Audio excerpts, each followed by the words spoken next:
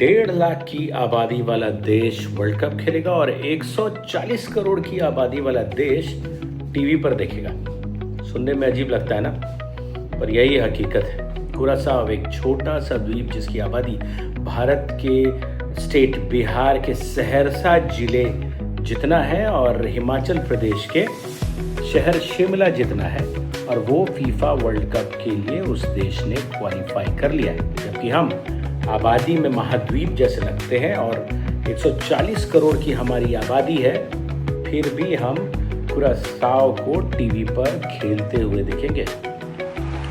कुरासाव ने group stage में बिना हारे बरमूडा को 7-0 से हराया और जमैका के खिलाफ ड्रॉ खेलकर सीधा वर्ल्ड कप का टिकट कटा लिया। इसके पीछे उनका खेल, उनका डेडिकेशन, मेहनत ही है जिसने उन्हें वर्ल्ड कप का टिकट दिलवाया। उधर हम हैं हर 4 साल में जागने वाले, और 4 साल के बाद हमें फुटबॉल का फीवर चढ़ता है जब वर्ल्ड कप क्वालिफायर्स आ जाता है, जब AFC क्वालिफायर्स आ जाते हैं, और बाकी 1190 दिन हम क्रिकेट के पीछे पागल हुए रहते हैं। कुरासाव ने इसे संभव कैसे बनाया, थोड़ा इसके बारे में भी देख लेते हैं। कुरासाव सबसे पहले डच एंटिलीज यानी वेस्ट इंडीज के द्वीप समूहों का एक हिस्सा है। कुरासाव पहले डच एंटिलीज का एक हिस्सा था, पर अब ये किंगडम ऑफ नीदरलैंड का हिस्सा है। इसलिए यहाँ के कई लोग नीदरलैंड के हैं और ड्यूअल नेशनलिटी रखते हैं। बहुत से कुरासाव मूल के लोग नीदरलैंड में पैदा हुए हैं और वहाँ बड़े हुए हैं, और उन्होंने राष्ट्रीयता जो हासिल की है वो डच प्लस कुरासाव दोनों है। हमारे भारत में ये नियम नहीं है। फीफा के नियमों का कुरासाव ने भरपूर फायदा उठाया। फीफा के नियमों के तहत अगर आपके माता पिता, दादा दादी अगर कुरासाव से हैं तो आप कुरासाव के टीम से खेल सकते हैं, भले ही आप नीदरलैंड में पैदा हुए हो, जैसा कि हमारे रियान विलियम्स ने किया। पर हमारे देश में चूंकि दोहरी नागरिकता का प्रावधान नहीं है तो रियान को ऑस्ट्रेलिया की नागरिकता छोड़नी पड़ी, पर कुरासाव में ऐसा नहीं है। कोचिंग और स्काउटिंग स्ट्रैटेजी आप देखिए कुरासाव की टीम के कोच डिक एडवोकेट हैं, जिन्होंने सक्रिय रूप से नीदरलैंड के रहने वाले हैं, और वहाँ के खिलाड़ियों की उन्होंने पहचान की जिनके माता पिता कुरासाव से बिलोंग करते हैं। भारत में अब समस्या क्या है? भारत में समस्या देखिए टैलेंट की नहीं है। भारत में जो समस्या है वो है दिशा की। यहाँ के बच्चे अगर फुटबॉल को उठाते हैं तो पेरेंट्स कहते हैं कि भैया स्टडी पे ध्यान दो, और अगर खेलना ही है तो क्रिकेट खेलो क्योंकि उसमें स्कोप है, फ्यूचर है, फुटबॉल में कुछ नहीं है। ये हमारा बेसिक माइंडसेट है हमारे देश के पेरेंट्स का। वहीं कुरासाव छोटा देश होते हुए भी अपने जवान खिलाड़ी अंडर 17, अंडर 14 को यूरोप में खेलने के लिए, यूरोप में ट्रेनिंग देने के लिए भेजता है और एक सिस्टम बनाता है जिससे उन्हें मैच में एक्सपोजर मिले और वो यूरोपियन शैली को अडेप्ट करें और वहाँ की शैली को सीखे।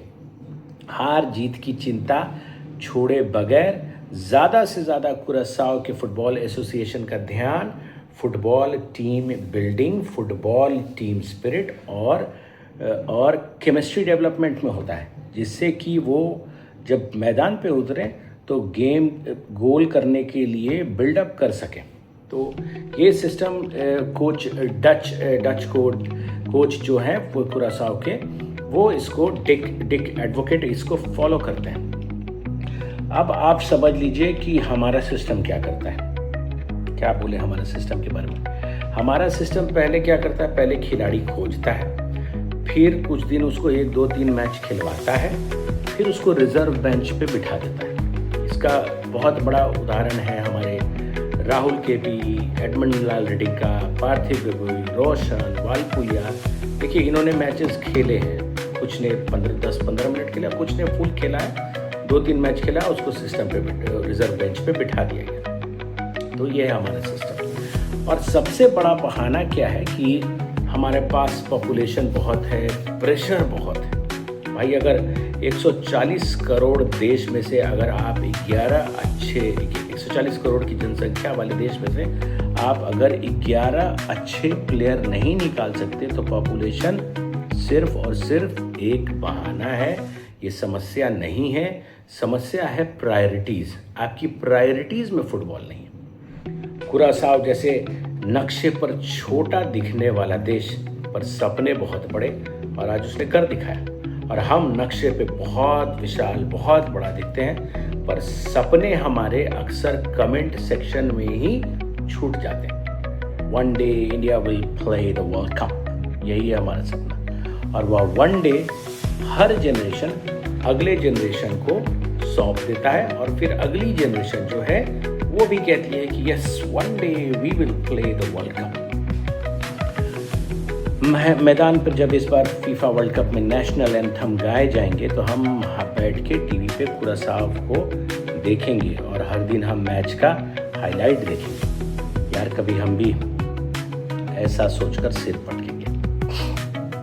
कुरासाव ने दिखाया कि सिर्फ फुटबॉल का घर उसी जगह होना जरूरी नहीं है जहां तुम पैदा हुए, बल्कि तुम्हारी जड़ें और वहां की मिट्टी के लिए भी तुम्हारा दिल धड़क सकता है, और तुम अपनी पहचान को आगे बढ़ा सकते हो।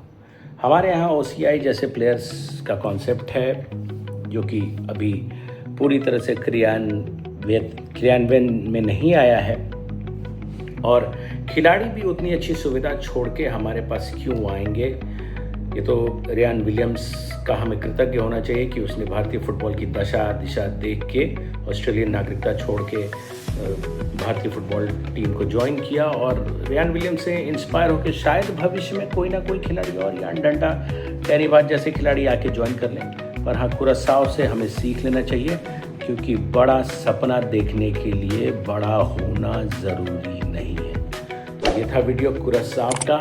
उम्मीद है कुरासाव से इंस्पायर होके हमारी भारतीय टीम 2030 के लिए अभी से मेहनत करेगी। जय हिंद, जय भारत।